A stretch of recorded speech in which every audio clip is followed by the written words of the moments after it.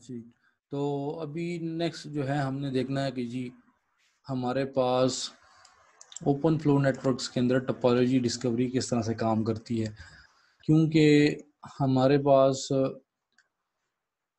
SDN के अंदर distributed control plane नहीं है, बल्कि यहाँ पे हमारे पास एक सेंट्रलाइज कंट्रोल प्लेन है जो कि कंट्रोलर में होती है। तो यहाँ पे किस तरह से कंट्रोलर जो है वो टोपोलॉजी को डिस्कवर करता है नेटवर्क की, तो इसके लिए हमारे पास ओपन फ्लो में ओपन फ्लो डिस्कवरी प्रोटोकॉल इस्तेमाल होता है, ये मैकेनिज्म यूज़ होता है। ये एक फॉर्मली प्रोटोकॉल नहीं है और ना ही ये हमारे पास ओपन फ्लो की जो स्पेसिफिकेशन है उसमें डॉक्यूमेंटेड है, बल्कि ये शुरू में हमारे पास जो नॉक्स कंट्रोलर था उसके अंदर ये वहाँ से ये यूज़ होना शुरू हुआ, अभी भी ये इस्तेमाल हो रहा है। तो इसको आगे हम डिटेल में देखते हैं कि ये किस तरह से ये हमारे पास टोपोलॉजी डिस्कवरी होती है ओपन फ्लो नेटवर्क्स के अंदर। तो इसमें हमारे पास जो सबसे पहले एक तो ये कि इसके अंदर लिंक लेयर डिस्कवरी प्रोटोकॉल इस्तेमाल होता है टोपोलॉजी डिस्कवरी में। लिंक लेयर डिस्कवरी प्रोटोकॉल जो है ये एक हमारे पास वेंडर न्यूट्रल प्रोटोकॉल है जो कि डिवाइसेस यूज़ करते हैं एक दूसरे के साथ इंफॉर्मेशन शेयर करने के लिए, उनकी जो कैपेबिलिटीज़ हैं, उनकी जो पोर्ट्स हैं, ठीक है, उसके बारे में इंफॉर्मेशन को एक्सचेंज करते हैं। इसी प्रोटोकॉल को इस्तेमाल करके ओपन फ्लो कंट्रोलर भी जो है वो टोपोलॉजी को डिस्कवर करता है। तो इसके अंदर हमारे पास एक तो ये कि सबसे पहले जो स्विचेस जो हैं उस वो बूटस्ट्रैप जो है उनकी यूनिफॉर्म उसके अंदर बूटस्ट्रैपिंग होती है। तो बूटिंग के दौरान जो है उनके पास आईपी एड्रेस होता है और पोर्ट उसके अंदर कॉन्फ़िगर होती है ओपन फ्लो कंट्रोलर की, ठीक है। तो उसके ज़रिए से आपका ये जो स्विचेस हैं वो कंट्रोलर से कनेक्ट हो जाएंगे। फिर उसके बाद जो कंट्रोलर है वो प्रोएक्टिवली जो है रूल्स की इंस्टॉलेशन करेगा स्विचेस में, ठीक है, कि किस तरह से एलएलडीपी पैकेट्स को जो है वो डील करना है, क्योंकि कंट्रोलर जो है लिंक लेयर डिस्कवरी प्रोटोकॉल जो है मतलब एलएलडीपी पैकेट्स जो उसके होते हैं उसको यूज़ करके टोपोलॉजी को डिस्कवर करता है। तो वो तमाम स्विचेस में पहले से एक रूल प्रोएक्टिव रूल इंस्टॉल कर लेता है कि कोई भी पैकेट जो है एलएलडीपी पैकेट आए, ठीक है, कोई भी पैकेट आए जिसकी टाइप एलएलडीपी हो, मतलब वो पैकेट एलएलडीपी है तो उसको कंट्रोलर को भेजना है, ठीक है। ये रूल पहले से उसमें इंस्टॉल हो जाएगा हर स्विच में। तो क्या होगा कि हमारे पास कोई पैकेट भी आएगा स्विच के पास जो कि एलएलडीपी पैकेट होगा तो वो कंट्रोलर को पैकेट इन मैसेज के जरिए से भेज देगा। ये हम पहले सेशन में देख चुके हैं कि कंट्रोलर को स्विच कोई पैकेट भेजता है जब, ठीक है, तो वो पैकेट इट के जरिए से उसको पैकेट भेज सकता है उसमें इंकैप्सुलेट करके। तो पैकेट इन मैसेज के जरिए से स्विच कंट्रोलर को एलएलडीपी पैकेट फॉरवर्ड करेगा, ठीक है। ये पहला स्टेप हो गया। उसके बाद क्या होगा जी, पहले स्टेप में हमने ये उसी को दोबारा से हम पहले स्टेप में बताया जा रहा है कि तमाम स्विचेस जो हैं वो कंट्रोलर से कनेक्शन इस्टेब्लिश करेंगे। जैसे यहाँ पे देखें, यहाँ पे ओपन फ्लो स्विच 1 है, उसने कनेक्शन इस्टेब्लिश किया। ओपन फ्लो स्विच 2 है, उसने कनेक्शन इस्टेब्लिश किया। और ओपन फ्लो स्विच 3, ठीक है। तो सारे जो आपके स्विचेस हैं वो कंट्रोलर के साथ कनेक्शन को इस्टेब्लिश करेंगे। उसके बाद कंट्रोलर जो है वो तमाम स्विचेस से उनकी एक्टिव पोर्ट्स को लर्न करेगा। कैसे करेगा? कंट्रोलर के पास एक कैपेबिलिटी होती है कि वो स्विचेस को फीचर रिक्वेस्ट मैसेज भेजे। कंट्रोलर स्विच 1 को फीचर रिक्वेस्ट मैसेज भेजेगा तो स्विच 1 जो है रिप्लाई में फीचर रिप्लाई मैसेज में उसको अपने सारी डिटेल बता देगा कि कौन कौन सी पोर्ट्स उसकी हैं और एक्टिव हैं, ठीक है। इसी तरह से कंट्रोलर स्विच 2 को भी मैसेज भेजेगा और उसका भी रिप्लाई आ जाएगा। कौन सा मैसेज भेजेगा? Feature request message. रिप्लाई कौन सा आएगा? Feature reply message. Feature request message में कंट्रोलर ओपन फ्लो स्विचेस से उनकी जो कैपेबिलिटीज़ है, जो पोर्ट्स हैं और कितनी पोर्ट्स एक्टिव हैं उसके बारे में इंफॉर्मेशन लेगा। इसी तरह से कंट्रोलर स्विच 3 से भी लेगा, स्विच 3 भी ये इंफॉर्मेशन दे देगा। ठीक है, तो अब कंट्रोलर को पता है कि ओपन फ्लो स्विच 1 जो है उसकी 2 एक्टिव पोर्ट्स हैं, एक का नाम है P1 और एक जो है P2। ठीक है, इसी तरह से कंट्रोलर को पता चल गया कि ओपन फ्लो स्विच 2 जो है उसकी पोर्ट नंबर 2 और पोर्ट नंबर 1 एक्टिव है, और इसी तरह स्विच 3 की पोर्ट नंबर 1 और पोर्ट नंबर 2 एक्टिव है। ये अब स्विच को, ये कंट्रोलर को मालूम हो गया। किस तरह से कंट्रोलर ने तमाम स्विचेस को फीचर रिक्वेस्ट मैसेजेस भेजे। अब नेक्स्ट क्या होगा,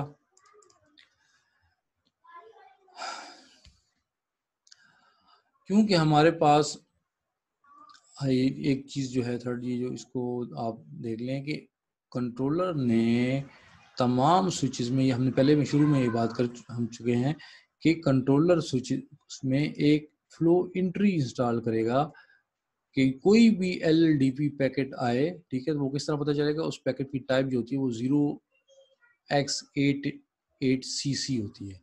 तो उसको क्या करो, उसको फॉरवर्ड कर दो कंट्रोलर को। ठीक है, ये एंट्री कंट्रोलर ने पहले से तमाम स्विचेस में इंस्टॉल कर दी होगी। ठीक है, अब क्या होगा जी, इसके बाद नेक्स्ट जो है कंट्रोलर जो है वो हर स्विच को ये इंस्ट्रक्शन देगा, ठीक है, उसको एक मैसेज भेजेगा जिसके जरिए से वो उस स्विच को कहेगा कि उस स्पेसिफिक पोर्ट पे LLDP पैकेट को फॉरवर्ड करो। अच्छा, आसान अल्फाज में कंट्रोलर तमाम स्विचेस को, जितने भी स्विचेस हैं उनको ये मैसेज भेजेगा और उनकी जो एक्टिव पोर्ट है उसके ऊपर LLDP पैकेट को फॉरवर्ड करवाएगा। ठीक है, यहाँ पे आपके सामने जो है एक स्विच का बताया गया है, ये तमाम स्विचेस में इसी तरह से होगा। ठीक है, और तमाम एक्टिव पोर्ट्स के लिए इसी तरह से होगा, लेकिन यहाँ पे प्रोसेस को आसानी से समझने के लिए सिर्फ एक स्विच का बताया गया है। ठीक है, अगर हम इसकी जो डायग्राम है फुल टोपोलॉजी देखें तो इसमें 3 स्विचेस हैं, लेकिन इसको आसानी से समझने के लिए यहाँ पे हम सिर्फ एक स्विच को बता रहे हैं। ये तमाम स्विचेस को ये पैकेट भेजेगा। ठीक है, तो कौन सा पैकेट भेजेगा, कंट्रोलर जो है वो स्विच को पैकेट आउट मैसेज भेजेगा। ये पैकेट आउट मैसेज हमने प्रीवियस सेशन में देखा था कि कंट्रोलर जब स्विच को ये इंस्ट्रक्शन भेजना चाहता है कि इस पैकेट को स्पेसिफिक पोर्ट पे फॉरवर्ड करो, तो उसके लिए कंट्रोलर पैकेट आउट मैसेज को इस्तेमाल करता है। ठीक है, फॉर एग्जांपल यहाँ पे कंट्रोलर ओपन फ्लो स्विच 1 को एक पैकेट भेज रहा है और वो उसको ये इंस्ट्रक्शन दे रहा है कि इस पैकेट को स्पेसिफिक पोर्ट पे फॉरवर्ड करो। ठीक है, तो अगर आप देखें इस पैकेट आउट में की इंफॉर्मेशन देखें तो क्या है, इसमें लिखा हुआ है आउटपुट पोर्ट P1। यहाँ पे लिखा हुआ है आउटपुट पोर्ट P1। क्या मतलब कि इस पैकेट को किस पोर्ट पे फॉरवर्ड करना है, P1 पे। ठीक है, और इनकैप्सुलेटेड पैकेट कौन सा है, LLDP पैकेट है।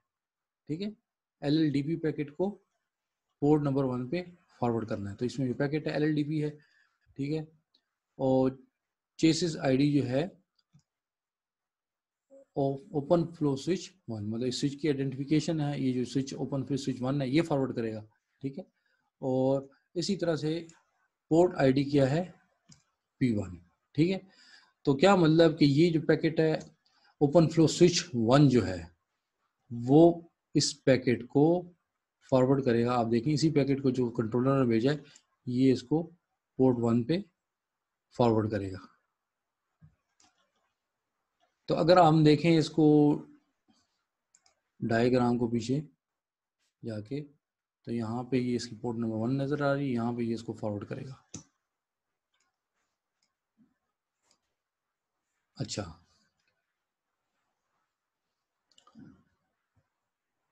अब यहाँ पे आप इस डायग्राम में देखें तो आप देख सकते हैं कि यहाँ पे हर स्विच जो है अपनी तमाम एक्टिव पोर्ट्स पे ये पैकेट फॉरवर्ड करेगा। तो आप यहाँ पे सिर्फ आपको स्विच 1 नज़र आ रहा है, देखें सारे नहीं नज़र आ रहे। ये स्विच 1 ने अब इसकी एक्टिव पोर्ट P1 है, यहाँ पे भी एक पैकेट फॉरवर्ड कर दिया। ठीक है, स्विच 3 को, और दूसरी जो इसकी एक्टिव पोर्ट है P2, इससे उसने फॉरवर्ड कर दिया है स्विच 2 को। ठीक है, और अगर आप इस पैकेट के अंदर इंफॉर्मेशन देखें तो क्या है, इसके अंदर एक LLDP पैकेट है, जो पैकेट जो है LLDP पैकेट है। ठीक है, चेसिस आईडी मतलब जो कौन सेंड कर रहा है उसकी उसका आप आइडेंटिफिकेशन कह लें, तो किसने सेंड किया है, स्विच 1 ने सेंड किया है। ठीक है, और किस पोर्ट से सेंड किया है, पोर्ट नंबर P1 से सेंड किया है। ठीक है, ये अहम चीज़ है कि आप देखें कि ओपन फ्लो स्विच 1 जो है, जब ओपन फ्लो स्विच 3 को मैसेज भेज रहा है, उसमें बता रहा है अपने किसके बारे में बता रहा है, अपनी आइडेंटिफिकेशन बता रहा है। आप उसका जो ओपन फ्लो स्विच 1 और FS1 उसका नाम हो गया। ठीक है, कोई एक यूनिक आईडी होगी उसकी, और दूसरा वो बता रहा है अपनी पोर्ट बता रहा है। तो दो चीज़ें, अपना नाम, अब स्विच की आइडेंटिफिकेशन होगी स्विच की, और उसकी कौन सी पोर्ट, ये दो चीजें बता रहा है इसको, स्विच नंबर 3 को। इसी तरह से ये इंफॉर्मेशन जो है वो स्विच 2 को भी दे रहा है। ठीक है, स्विच 1 अपना नाम और जिस पोर्ट से कनेक्टेड है वो स्विच 3 को भी बता रहा है, और स्विच 2 को भी बता रहा है। ठीक है, ये हो गया। अब नेक्स्ट क्या होगा,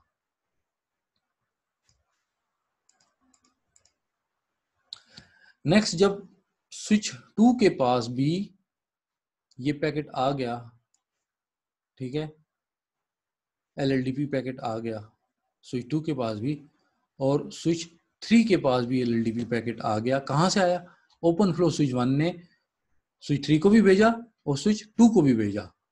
तो अब मुझे आप लोग बताएं, तो कंट्रोलर क्या करेगा कि इन पैकेट्स को फॉरवर्ड कर देगा, सॉरी स्विचेस जो हैं इन पैकेट्स को फॉरवर्ड कर देंगी कंट्रोलर की तरफ। अब जब कंट्रोलर के पास ये पैकेट जाएंगे, ठीक है, हम पहले इसको डिस्कस कर लेते हैं। ये जो हमारे पास, पहले एक को डिस्कस कर लेते हैं और फिर दूसरे को करते हैं।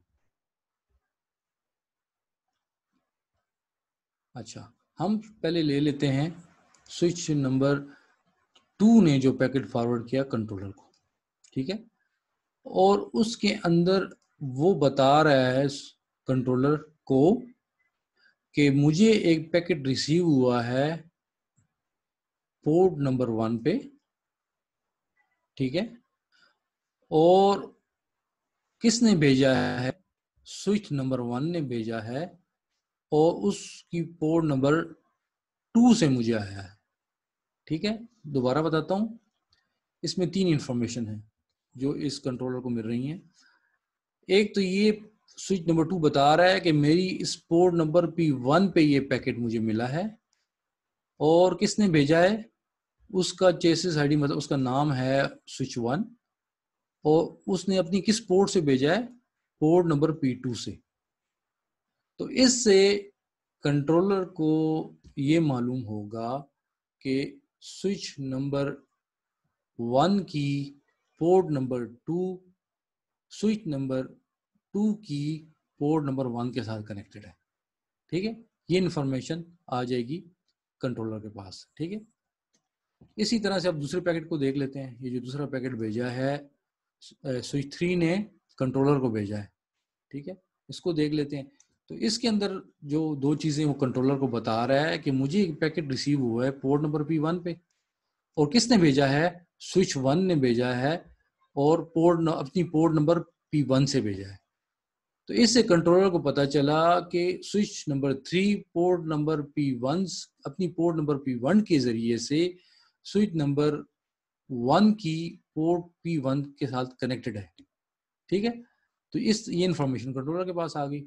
तो अब आगे हम स्लाइड में देखते हैं, आप देख सकते हैं कि ये तमाम जब स्विचेस ये इंफॉर्मेशन कंट्रोलर को देंगे, तो कंट्रोलर के पास ये सारी इंफॉर्मेशन आ जाएगी।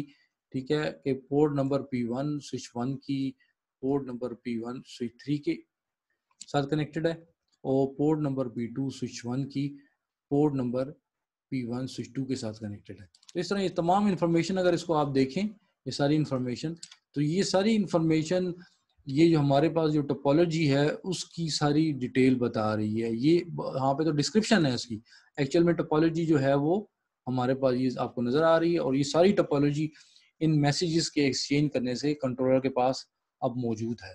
तो कंट्रोलर ने पूरी की पूरी टोपोलॉजी जो है उसको डिस्कवर कर लिया इस प्रोसेस के जरिए से। तो ये प्रोसेस था टोपोलॉजी डिस्कवरी का, ओपन फ्लो नेटवर्क के अंदर किस तरह से टोपोलॉजी डिस्कवरी होती है।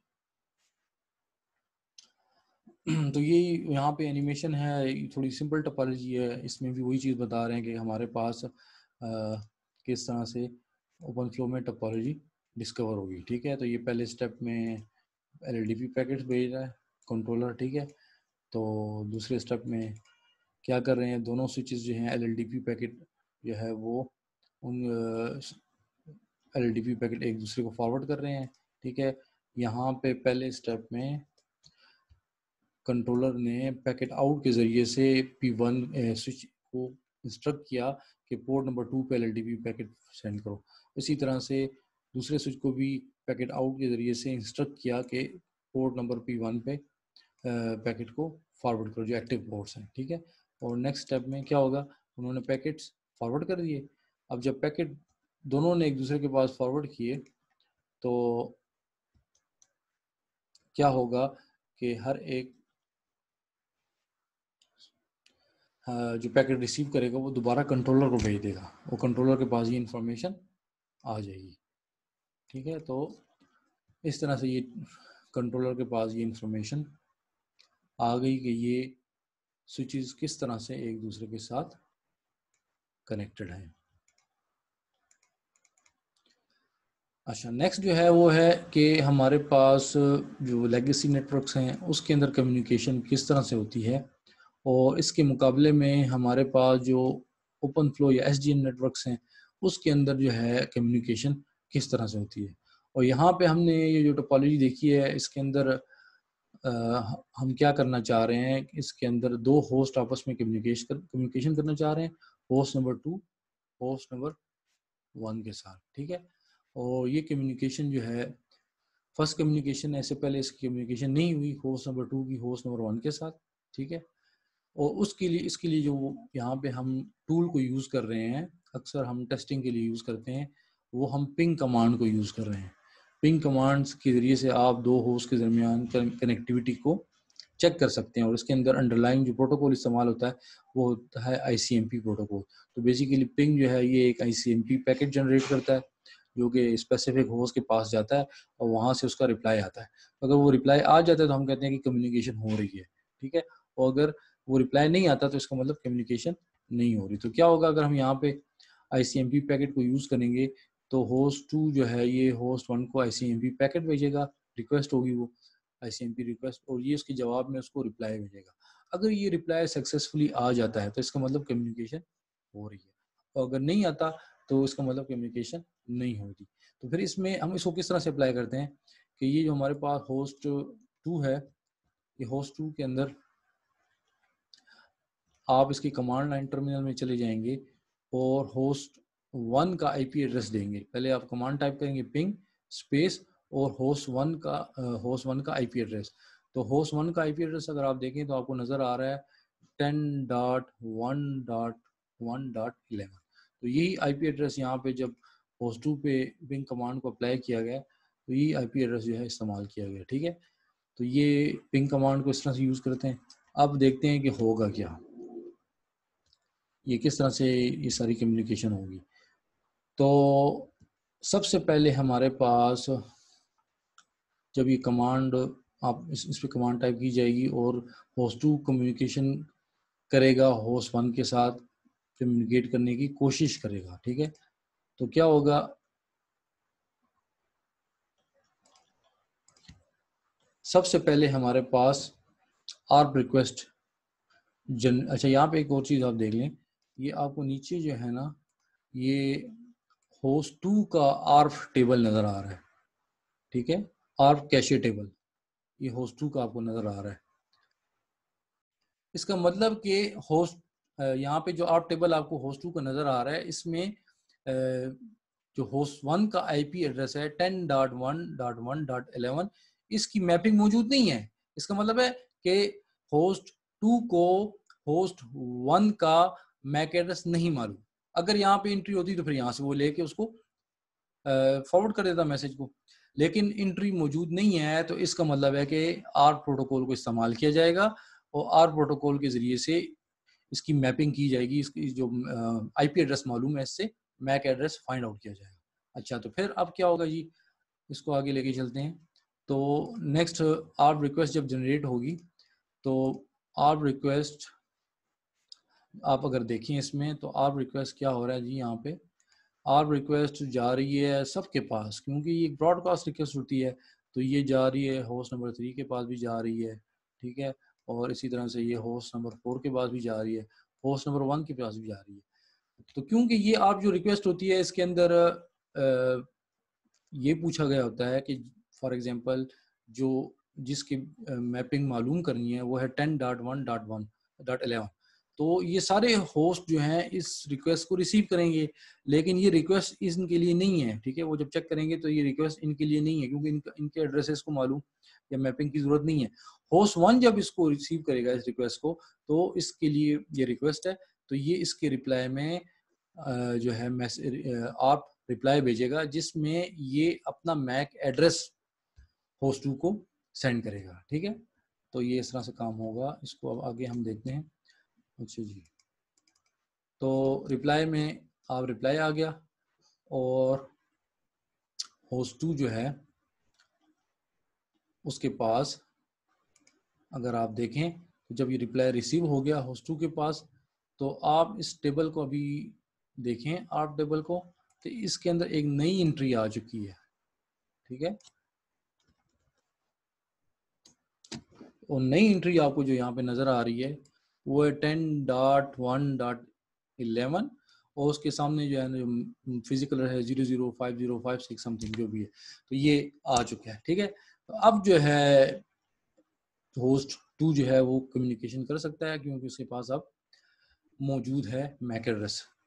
तो अब उसके बाद जी नेक्स्ट इको रिक्वेस्ट पैकेट, क्योंकि ये जी बोलें जी। अच्छा जी,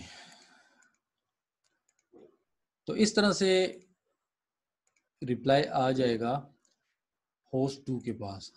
तो हमने देखा कि ये कम्युनिकेशन हमने देखी, और ये लेगेसी नेटवर्क के अंदर हमने ये कम्युनिकेशन देखी, क्योंकि लेगेसी नेटवर्क के अंदर तो कंट्रोलर होता नहीं है, ठीक है, कंट्रोलर तो इसमें नहीं होता, इसमें तो स्विचेस हैं, तो स्विचेस को यूज करके ये किस तरह से नॉर्मली कम्युनिकेशन होती है। अब नेक्स्ट हम देखने जा रहे हैं कि हमारे जो SDN नेटवर्क है या ओपन फ्लो नेटवर्क इसको कहते हैं, उसके अंदर जो है किस तरह से जो है ये सारा इसमें क्या स्टेप्स होंगे, और उसके अंदर किस तरह से ये कम्युनिकेशन होगी।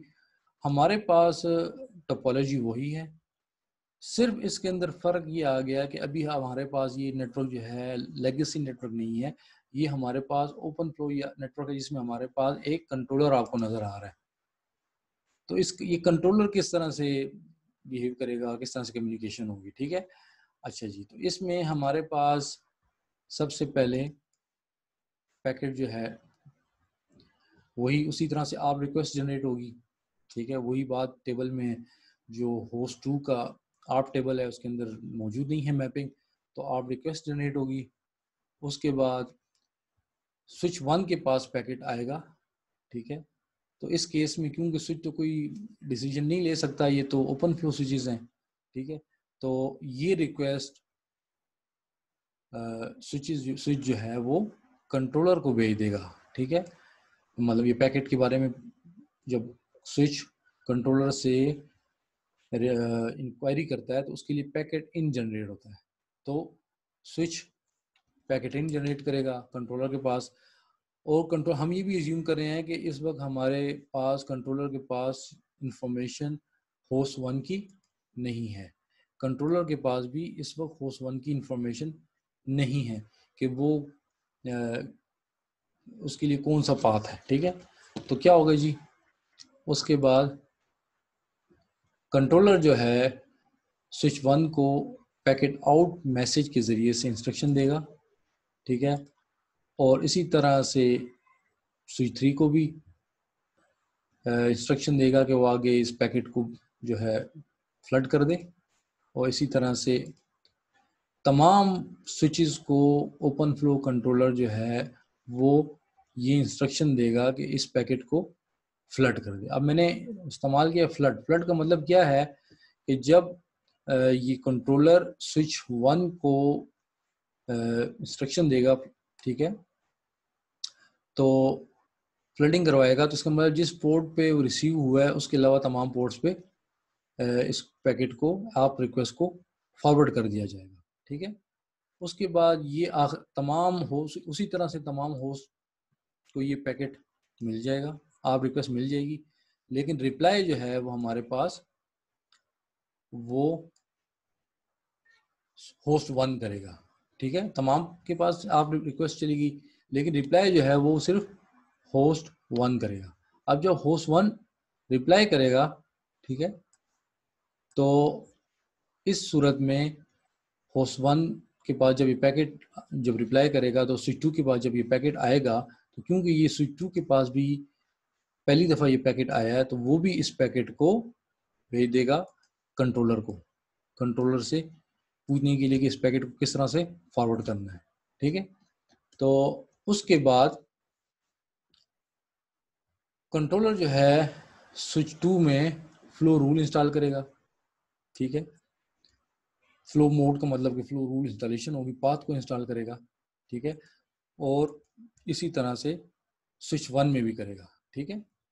क्योंकि ये जो पैकेट आया है ये पैकेट फ्लो करेगा इस पाथ पे, और इस पाथ पे दो स्विचेस हैं, एक स्विच 2 है और एक स्विच 1 है। इन दोनों पे आपका कंट्रोलर जो है इस पैकेट के लिए पाथ को इंस्टॉल करेगा कि अगर इस स्विच 2 को पे फ्लो एंट्री इंस्टॉल करेगा कि अगर एक पैकेट आए जिसका डेस्टिनेशन होस्ट 2 हो तो उसको इस पाथ पे फॉरवर्ड करो, और स्विच 1 को भी इंस्ट्रक्ट करेगा कि अगर कोई पैकेट आए जिसका डेस्टिनेशन होस्ट 2 हो तो उसको किस तरह से फॉरवर्ड करना है। इसके लिए फ्लो रूल की इंस्टॉलेशन करेगा, ठीक है, और इस तरह से ये पैकेट जो है होस्ट 2 के पास रिक्वेस्ट जो है, जो पिंग रिक्वेस्ट थी उसका रिप्लाई आ जाएगा, ठीक है। अब अच्छा सॉरी, ये तो अभी जो हमारे पास आप जो रिक्वेस्ट थी वो वापस आई है, तो आप रिक्वेस्ट जो वापस आएगी, तो आप रिक्वेस्ट के वापस आने से पहले अगर हम टेबल को देखें तो टेबल में अभी एंट्री मौजूद नहीं है होस्ट 1 के लिए। अब नेक्स्ट स्टेप में जब इसके पास आप पैकेट रिप्लाई रिसीव हो जाता है, तो आप यहाँ पे देखें आप टेबल को, तो टेबल में एंट्री आ चुकी है, ठीक है। नेक्स्ट जो है, अब एंट्री आ चुकी है, तो अब होस्ट 2 जो है होस्ट 1 को पैकेट सेंड कर सकता है। तो आप देखें को पैकेट जो पिंग पैकेट था वो अब उसने सेंड किया स्विच 1 को, स्विच 1 ने पैकेट इन भेजा कंट्रोलर को कि मेरे पास ICMP पैकेट आया है, इस पैकेट को किस तरह से फॉरवर्ड करना है, ठीक है, और उसके लिए फ्लो रूल इंस्टॉलेशन हो गई है, ठीक है, और इस तरह से ये पैकेट रिसीव हो गया। अच्छा, इसमें मैं एक चीज़ है